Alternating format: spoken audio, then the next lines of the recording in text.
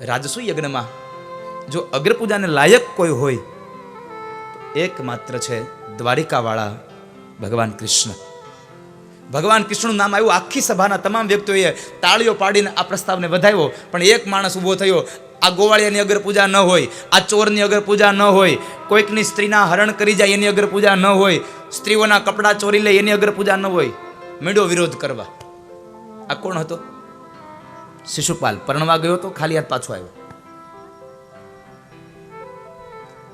શિશુપાલ પરણવા ગયો અને ખાલી હાથ પાછો આવ્યો.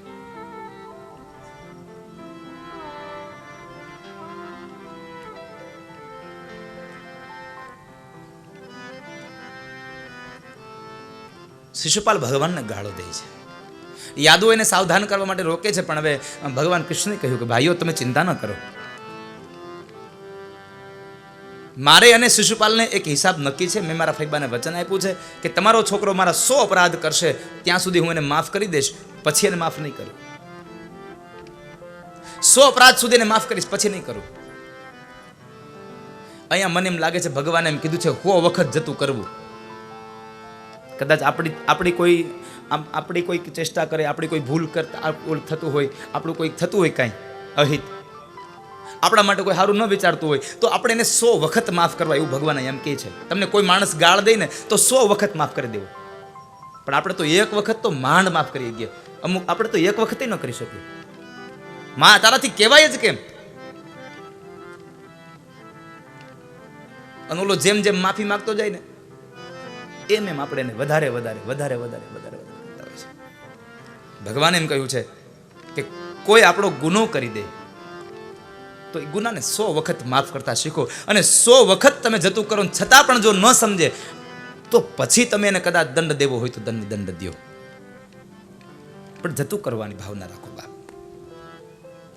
અને સાહિત્યકારો અને લોક સાહિત્યના વ્યક્તિઓ લખ્યું છે જતું કરે એનું કંઈ નથી જાતું. જતું કરે એનું કંઈ નથી જાતું. સમાજમાં આપણી વધારે ઇજ્જત ઊભી થશે. સમાજ આપણને પ્રેરણા લેશે.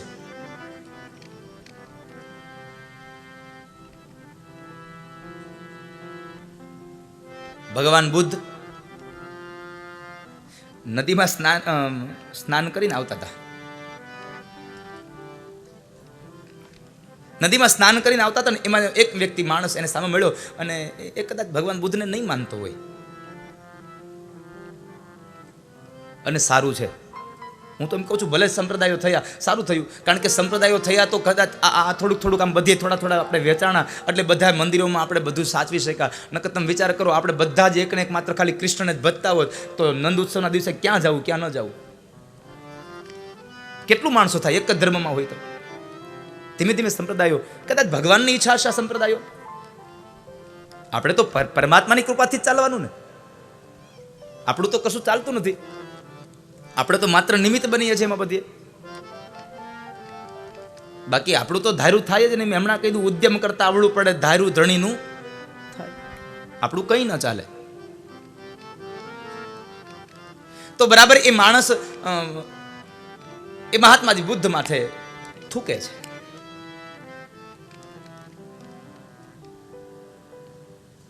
મહાત્માજી પાછા નદીમાં સ્નાન કરવા ગયા, કઈ બોલ્યા નહીં.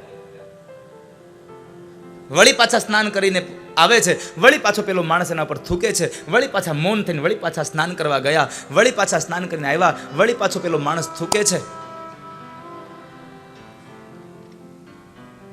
આવો 108 વખત ક્રમ ચાલ્યો. કેટલી વાર? 108 વખત ક્રમ ચાલ્યો.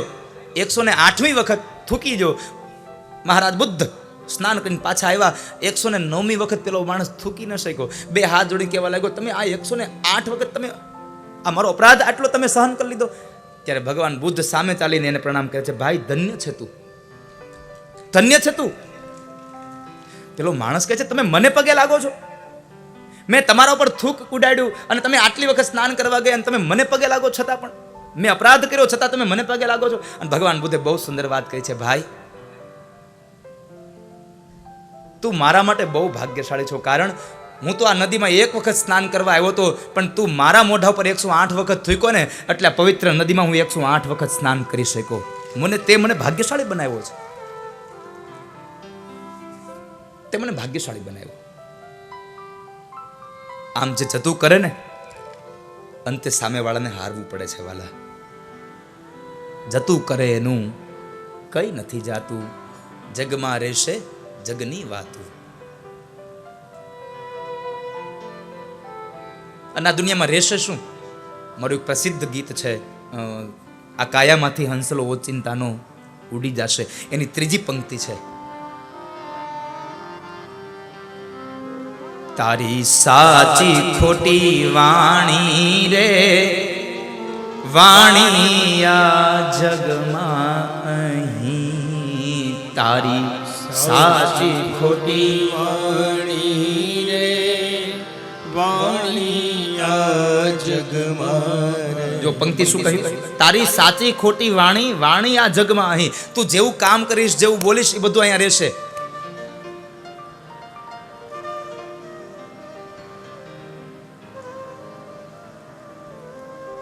તે કોઈના ખરાબ સમયમાં જો કોઈને મદદ કરી હશે ને, તો એનો પરિવાર આ જિંદગી ભર સંભાળશે તમને. કે પેલા પરિવારના લોકોએ મારી ખૂબ મદદ કરી હતી.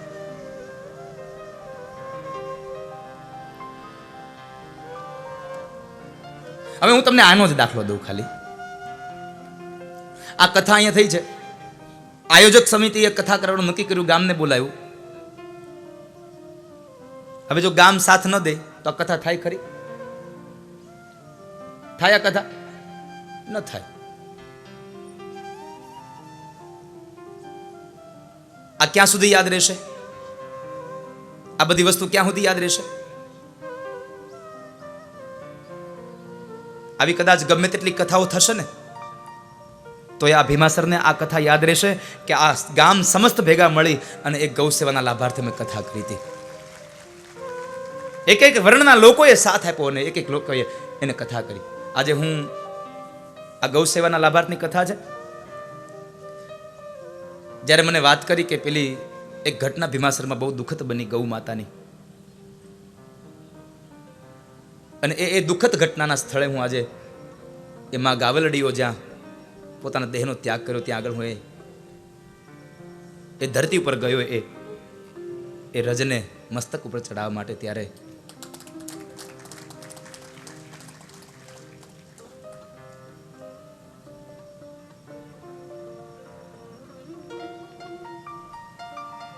ત્યાં આગળ આ ગામની એક ઈચ્છા એવી છે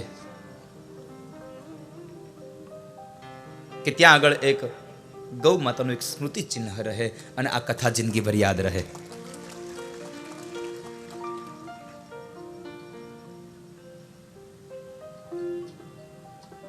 આ કથાને જિંદગીભર યાદ રાખવા માટે એક ગૌ સ્મૃતિ ત્યાં બને. અને આપણો ધર્મ છે જેને માં કહીએ છીએ. તમે જુઓ, માં ભાગવતની કથામાં તમને મેં બતાવ્યું ગાયનું કેટલું મહત્વ છે. ભગવાન કૃષ્ણ માથેથી કોઈ પણ જાતની જરા કે આમ ઘાત જાય ને, એટલે માં યશોદા શું કરતા? ગૌશાળામાં જઈ ગાયનું છાણ લીપે, ગૌમૂત્રનો છંટકાવ કરે અને ગાયનું પૂંછડું એના ઉપર ઉતારે. યશોદાએ કોઈ દી કોઈની પાસે દોરા કરાવવા ગયા હોય, કોઈ જાતનો ઓલો લોખંડનો હળિયો ધગાવીને પોલા ડામ દેવરાવા ગયા હોય, છોકરું સારું થઈ જાય, આવું કોઈ દી હજી સુધીમાં મેં ભાગવતમાં સાંભળ્યું નથી. એ તો આપણી અંધશ્રદ્ધા છે. આપણે છોકરાઓને ડામ દેવડાવીએ છીએ. મારા છોકરાને હવે નજર લાગી ગઈ. છોકરાને શું કામ બાળકોને હેરાન કરો છો એવા ડામ દઈને? જો આ બાજુ કોઈ એવી અંધશ્રદ્ધા હોય ને, તો મારી આપ સૌને પ્રાર્થના છે, બાપ, આમાંથી તમે દૂર થાજો. હવે આપણે 21મી સદીમાં જીવન જીવીએ છીએ. તમે શ્રદ્ધા રાખો, અંધશ્રદ્ધાને દૂર કરો. મેં આ વાક્ય અગાઉ પણ કહ્યું હતું. શ્રદ્ધાને તમે રાખો, અંધશ્રદ્ધાને દૂર કરો, પણ અંધશ્રદ્ધાને દૂર કરવામાં એટલી ખાસ કાળજી રાખજો, આપણી મૂળ શ્રદ્ધા ખંડાઈ ન જાય, એનું ધ્યાન રાખજો વાલા. મૂળ શ્રદ્ધા ન ખંડાઈ જાય, શ્રદ્ધાનું ખંડન ન થઈ જાય. તો આ તારી સાચી ખોટી વાણી આપણે કોઈને ખરાબ શબ્દો કીધા હોય તો પણ એ જિંદગીભર યાદ હોય, કોઈને સારા શબ્દો કીધા હોય તો પણ યાદ હોય. તો જો સારા શબ્દોથી કોઈનું સારું જ થતું હોય તો ભગવાનને એટલી પ્રાર્થના તો ચોક્કસ કરીએ, પ્રભુ બીજું કાંઈ કરીએ કે ન કરીએ પણ અમારાથી કોઈને દુઃખ ન લાગે એવા શબ્દો અમે બોલીએ. અમારું વર્તન એવું ન થાય કોઈને દુઃખ લાગે.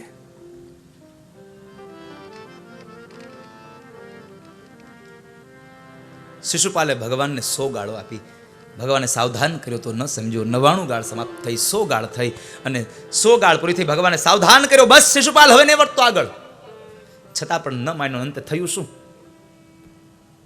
ભગવાને 100 ગાળ પૂરી થઈને 101મી ગાળ જ્યાં બોલે ભગવાને કરકમળમાંથી સુદર્શન ચક્રને વહેતું કર્યું અને એ સુદર્શન ચક્રમાં શિશુપાલના મસ્તકનો વધ કર્યો ભગવાને. ધડથી મસ્તક અલગ કર્યું. ભગવાન કૃષ્ણના એ સુદર્શન ચક્રનાથી લઈ અને શિશુપાલનો વધ થયો અને એ વધને લઈ અને શિશુપાલ ભગવાનમય બન્યો છે. સુખદેવજી મહારાજે રાજા પરીક્ષિતને ગોપી ગીતમાં કહ્યું, કારણ કે પરીક્ષિતને પ્રશ્ન થયો ને, બાપજી આ સ્ત્રીઓ બધી છે, આ સ્ત્રીઓ તો કૃષ્ણને પતિ માને છે, કૃષ્ણને પતિ માને છે, અને જો પતિ જ માને છે તો પછી એને ત્રિગુણી માયામાંથી એને મુક્તિ કેમ મળે? સત્વગુણ, રજોગુણ અને તમોગુણમાંથી એના મુક્તિના આ બુદ્ધિને બંધન કેમ છૂટે? સુખદેવજી મહારાજે કહ્યું કે રાજા, મેં તને અગાઉ પણ કહ્યું હતું તું આમાં શંકા ન કરીશ કથાઓમાં. ચેદી રાજાનું ચરિત્ર જો, જરાસંઘનું ચરિત્ર જો, તું શિશુપાલનું ચરિત્ર જો. ભગવાનનો વિરોધ કરીને પણ ભગવાનમય બની ગયા હતા. ભગવાનનો વિરોધ કરે એને પણ ભગવાન પોતાનો કરી લે છે અને ભગવાનને પ્રેમ કરે એને પણ ભગવાન પોતાનો કરી લે છે. એટલે કહ્યું કંવા દયાલુમ શરણમ વ્રજેમ. ભાગવતનો 3રો સ્કંદ એમ કહે છે કેવા દયાળુના શરણે જવું? તો કહે છે ઝેર પીવડાવે એને મુક્તિ આપે અને દૂધ પીવડાવે એને મુક્તિ આપે. આવો જેનો સ્વભાવ હોય ને એવાના શરણે જવું જોઈએ આપણે. કંવા દયાલુ શરણમ વ્રજેમ. કેવા દયાળુના શરણે જશું? એવા દયાળુના શરણે જઈ. ભાગવતનો 3રો સ્કંદ એમ કહે છે. અને અંતે શિશુપાલનો ભગવાને ઉદ્ધાર કર્યો એ કથા બતાવી.